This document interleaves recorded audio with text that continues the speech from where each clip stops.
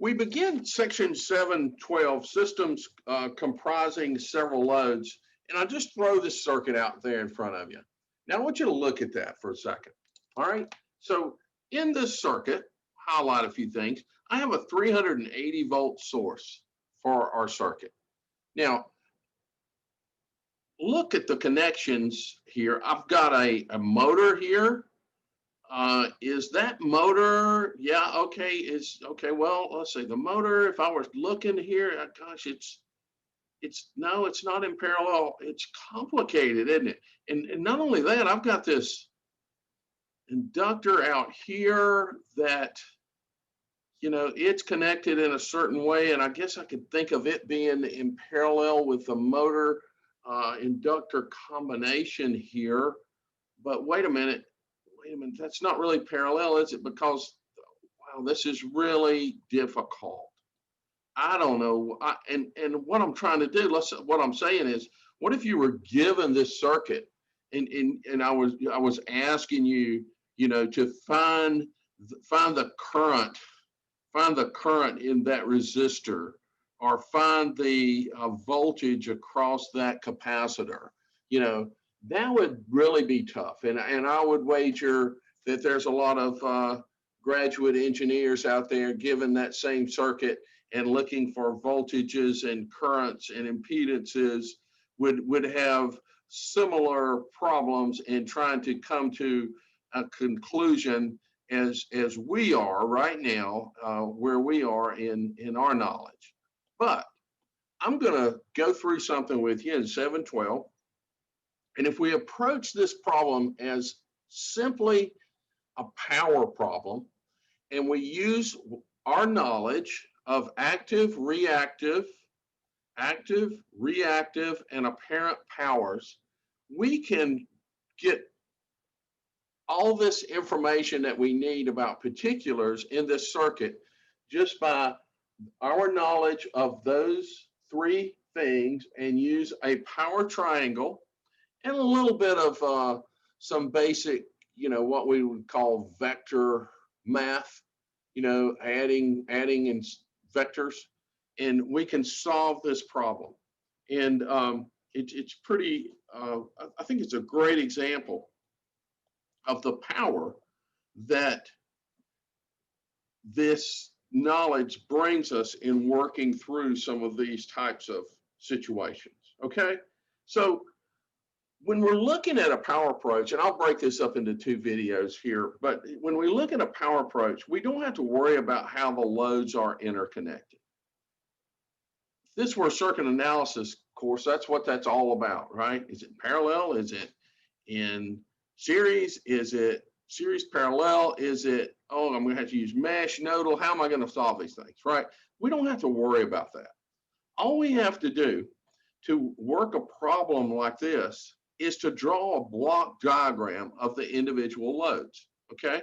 So let's see if we can make the connection here between the original circuit in A and its block diagram approach B.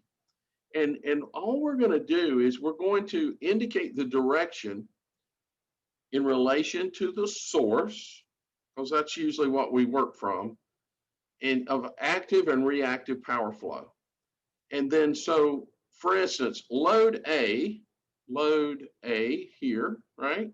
This guy is represented by here. And since it is an inductor, reactive power is going to flow from the source to the load.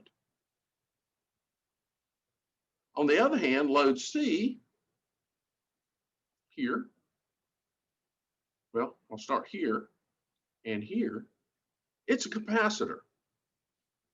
We know that capacitors deliver reactive power to the system, so we're going to indicate that with an arrow that's flowing toward the source. So we do all of that together, and we make that designation for each one of these. Now, the motor is a little unique, and luckily he's just given us all the information that we need there, because it is a combination of reactive and active components. But anyway, so what he's showing us, or what he's showing us, we can represent all of that here. Okay, so 14 kilowatts for the motor, and he includes the 8 kilovar for the motor flowing 2. Here's the, all of the loads are designated and given to us in the block diagram. All right, just by knowing the nature of the load, we can make that determination across there.